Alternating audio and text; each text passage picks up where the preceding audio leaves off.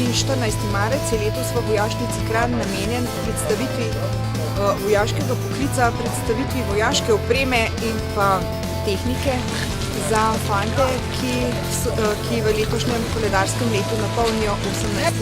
To je seznanitev z vojaško dolžnostjo.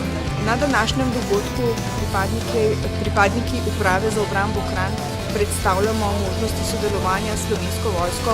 V prvi meri je to zaposlitev kot vojak, potem predstavljamo tudi prostovoljno služenje vojaškega roka, pogodbeno rezervo, štipendiranje in pa vojaške tabore, za katere je trenutno veliko povpraševanje.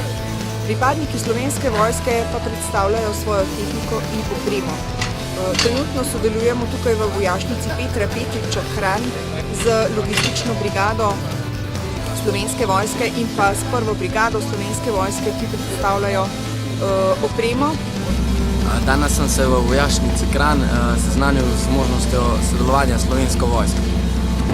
Od predstave mi je bilo najbolj všeč orožje, pa oklepna vozila so mi bila isto zelo zanimiva.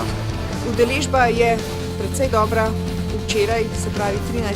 smo imeli preko 200 vabljenih in velika večina se jih je udeležila.